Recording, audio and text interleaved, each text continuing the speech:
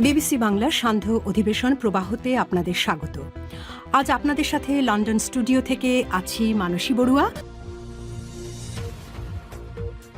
বাংলাদেশের সর্বশেষ গুরুত্বপূর্ণ আপডেট সংবাদে আপনাকে স্বাগত। শুরুতেই সংবাদ শিরোনাম, পরে বিস্তারিত। প্রথমেই জানাবো, ডক্টর ইউনূসের সফর ঘিরে নিউ ইয়র্কে গণজমায়েত করবে বিএনপি জামাত। জাতিসংঘের ৮০তম সাধারণ অধিবেশনে যোগ দিতে যুক্তরাষ্ট্রের নিউ ইয়র্কে যাচ্ছেন প্রধান উপদেষ্টা ডক্টর মোহাম্মদ ইউনূস। আজ ১:৪০ মিনিটে ঢাকা ছাড়বেন প্রফেসর ডক্টর মোহাম্মদ ইউনূস সহ তার সফর সঙ্গীরা। স্থানীয় সময় এদিন রাতেই তাদের নিউ ইয়র্কে পৌঁছানোর কথা রয়েছে। তবে তার আগমন ঘিরে যুক্তরাষ্ট্রে যেন আওয়ামী লীগের সন্ত্রাসী গ্রুপ কোনো সমস্যা তৈরি করতে না পারে, সেজন্য তার সফর ঘিরে নিউ ইয়র্কে গণজমায়েত করবে বিএনপি এবং জামাত ইসলাম। এরপর জানাবো, শেখ হাসিনার মামলায় নাহিদ ইসলামের অবশিষ্ট জেরা আজ। জুলাই-আগস্টে সংগঠিত মানবতা বিরোধী অপরাধের মামলায় সাবেক প্রধানমন্ত্রী শেখ হাসিনা এবং সাবেক স্বরাষ্ট্রমন্ত্রী আসাদুজ্জামান খান কামাল সহ ৩ জনের বিরুদ্ধে দেওয়া সাক্ষ্য গ্রহণ শেষে জাতীয় নাগরিক পার্টি এনসিপির আহ্বায়ক নাহিদ ইসলাম অবশিষ্ট জেরা আজ।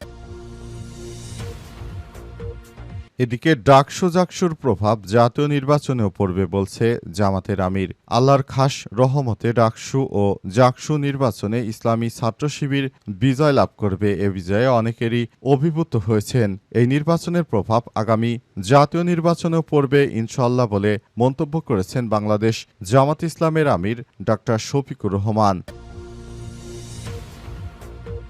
এবারে জানাবো, স্ত্রীকে হত্যা করে মরদেহ কলাবাগানে ফেলে পালালো স্বামী। গাইবান্ধার গোবিন্দগঞ্জে স্ত্রী শিউলি বেগম ৩৫কে নৃশংসভাবে গলা কেটে হত্যার অভিযোগ উঠেছে। স্বামী ফরিদ উদ্দিন ৪৫-এর বিরুদ্ধে হত্যার পর মরদেহ কলাবাগানে ফেলে রেখে অভিযুক্ত ফরিদ উদ্দিন পালিয়ে গেছে বলে অভিযোগ পাওয়া গেছে।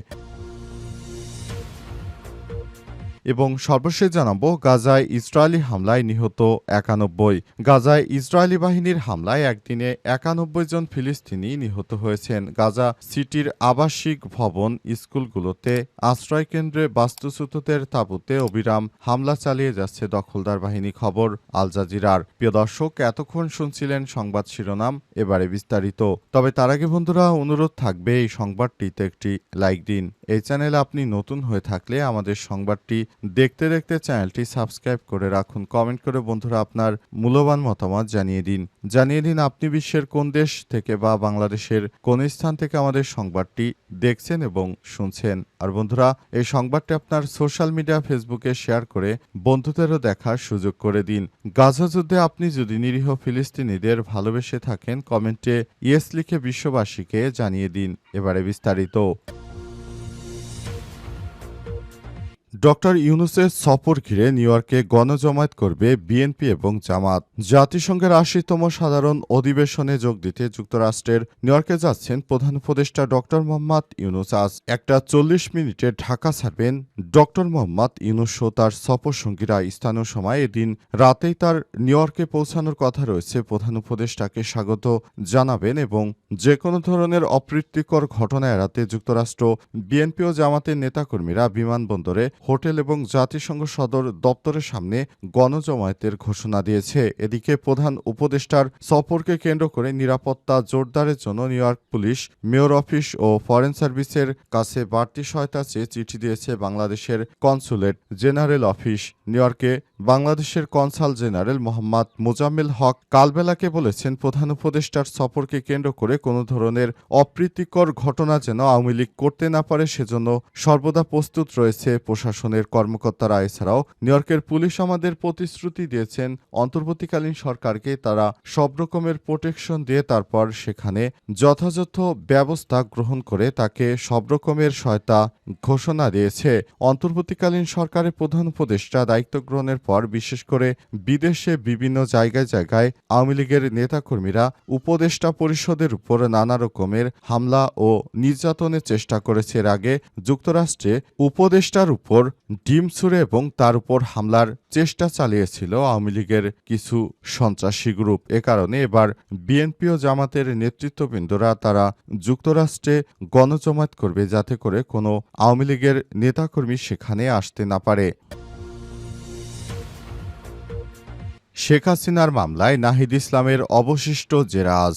জুলাই আগস্টে সংগঠিত মানবতাবিরোধী অপরাধের মামলায় সাবেক প্রধানমন্ত্রী শেখ হাসিনা এবং সাবেক স্বরাষ্ট্রমন্ত্রী আসাদুজ্জামান খান কামালসহ ৩ জনের বিরুদ্ধে দেওয়া সাক্ষ্য গ্রহণ শেষে জাতীয় নাগরিক পার্টি এনসিপির আহ্বায়ক নাহিদ ইসলামকে অবশিষ্ট জেরা আজ আন্তর্জাতিক অপরাধ ট্রাইব্যুনাল ১-এর চেয়ারম্যান বিচারপতি মোহাম্মদ গোলাম মোর্তজা মজুমদারের নেতৃত্বাধীন বিচারিক প্যানেলে এই জেরা হওয়ার কথা রয়েছে। নাহিদ ইসলামকে জেরা করবেন সাবেক প্রধানমন্ত্রী শেখ হাসিনা এবং সাবেক স্বরাষ্ট্রমন্ত্রী আসাদুজ্জামান খান কামালের পক্ষে রাষ্ট্রে নিযুক্ত আইনজীবী মোহাম্মদ আমির হোসেন। এর আগে ১৮ সেপ্টেম্বর তিনি ৪৭ নম্বর সাক্ষী হিসেবে দ্বিতীয় দিনের মতো ট্রাইব্যুনালে সাক্ষ্য দিয়েছেন। দুপুরে সাক্ষ্য গ্রহণের পর বিরতি দেওয়া হয় এবং বিকাল ৪টা পর্যন্ত তাকে স্টেট ডিফেন্সের পক্ষ থেকে জেরা করা হয়। জেরা শেষ না হয় তা পরবর্তী কার্যদিবসে মুলতবি করা হয়। প্রসিকিউশনের পক্ষে ছিলেন মিজানুল ইসলাম ও গাজী এইচ.এম. তামিম সহকারী প্রসিকিউটর, শহীদুল ইসলাম, আব্দুস সাত্তার, পালোয়ান ও মামুনুর রশিদ সহ অন্যরা। এ সময় সাক্ষ্য গ্রহণে ১৮ কার্যদিবসে মোট ৪৭ জন সাক্ষী জেরা দিয়েছে। ২ সেপ্টেম্বর সাবেক আইজিপি চৌধুরী আব্দুলাল মামুন, যিনি শেখ হাসিনার আমলের অন্যতম আসামি, থেকে সাক্ষী হয়েছেন। ৩৬ নম্বর সাক্ষী হিসেবে জবানবন্দি দেন তিনি জানিয়েছেন, জুলাই আগস্টে গণহত্যা চালানোর নির্দেশ দিয়েছিল শেখ হাসিনা। আমরা শুধু সেই নির্দেশ পালন করতে বাধ্য হয়েছি। ডাকসু-জাকসুর প্রভাব জাতীয় নির্বাচনেও পড়বে বললেন জামাতের আমির। আল্লাহর খাস রহমতে ডাকসু এবং জাকসু নির্বাচনে ইসলামী ছাত্র শিবির বিজয় অর্জন করেছে। এই বিজয় শুধু তাদের একার বিজয় নয়, বরং এই বিজয় পুরো শিক্ষার্থীদের, পুরো দেশের। এই নির্বাচনের প্রভাব আগামী জাতীয় নির্বাচনে পড়বে বলে জানিয়েছেন তিনি। অন্তর্বর্তীকালীন সরকারের প্রধান উপদেষ্টা প্রফেসর ড.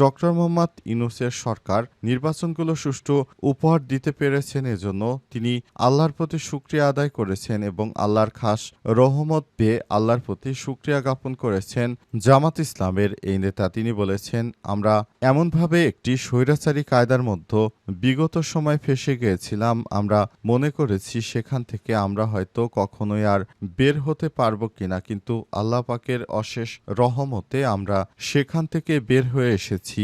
সেই ভয়াবহ দিনগুলোর কথা স্মরণ করলে আমাদের গায়ে কাঁটা দিয়ে ওঠে। নতুন বাংলাদেশ গড়ার যে স্বপ্ন আমরা দেখেছিলাম, সেই স্বপ্নগুলো আসলে বাস্তবায়ন করতে দেয়নি বিভিন্ন সন্ত্রাসী গ্রুপ। এই সন্ত্রাসী গ্রুপগুলোকে অবশ্যই আমরা ৫ই আগস্টে দেশ ছাড়া করেছি। ইনশাআল্লাহ নতুন বাংলাদেশে সবাইকে একসঙ্গে নিয়ে কাজ করব, এই দৃঢ় প্রত্যয় ব্যক্ত করেছেন তিনি। স্ত্রীকে হত্যা করে মরদেহ কলাবাগানে ফেললেন এবং পালিয়ে গেলেন স্বামী। গাইবান্ধার গোবিন্দগঞ্জে স্ত্রী শিউলি বেগম ৩৫কে নৃশংসভাবে গলা কেটে হত্যার অভিযোগ উঠেছে। স্বামী ফরিদ উদ্দিন ৪৫-এর বিরুদ্ধে হত্যার পর মরদেহ কলাবাগানে ফেলে রেখে অভিযুক্ত ফরিদ উদ্দিন পালিয়ে গেছেন বলে অভিযোগ পাওয়া গেছে। আজ রাত ৮টার দিকে উপজেলার কাটাবাড়ি ইউনিয়নের বাজারস্থ কাটাবাড়ি গ্রামের বাগদা বাজার টাওয়ার এলাকায় এই হত্যাকাণ্ডের ঘটনা ঘটে। খবর পেয়ে গোবিন্দগঞ্জ থানা পুলিশ ঘটনাস্থল পরিদর্শন করে ফরিদের বাড়ির পাশে কলাবাগান থেকে শিউলির মরদেহ উদ্ধার করে থানায় নিয়ে আসে। নিহত শিউলি বেগম ওই গ্রামের মৃত মোহাম্মদ আলীর ছেলে ফরিদ উদ্দিনের দ্বিতীয় স্ত্রী। তিনি একই ইউনিয়নের বাগদা সদর কলোনি এলাকায় শরীফ মিয়া ড্রাইভারের মেয়ে। তাদের সংসারে ৮ বছরের একটি ছেলে সন্তান রয়েছে। প্রায় ১২ বছর আগে শিউলি এবং ফরিদের বিয়ে হয়। ফরিদের প্রথম স্ত্রী থেকেও ২টি সন্তান রয়েছে তার। পুলিশ ও স্থানীয়রা জানায়, দ্বিতীয় বিয়ের পর থেকেই নানা কারণে শিউলিকে নির্যাতন করতেন ফরিদ। সন্ধ্যার স্বামী স্ত্রীর মধ্যে ঝগড়া বাঁধে। এক পর্যায়ে ফরিদ শিউলিকে মারধর করে ধারালো অস্ত্র দিয়ে গলা এবং শরীরের বিভিন্ন স্থানে আঘাত করলে ঘটনাস্থলেই তার মৃত্যু হয়। পরে মরদেহ বাড়ির পাশে কলাবাগানে ফেলে রেখে পালিয়ে যান তিনি। প্রতিবেশীরা বিষয়টি দেখে পুলিশকে খবর দেন। নিহত শিউলির বাবা শরীফ মিয়া ড্রাইভার ও স্বজনদের অভিযোগ, বিয়ের পর থেকেই মেয়েকে শারীরিক ও মানসিকভাবে নির্যাতন করতেন ফরিদ।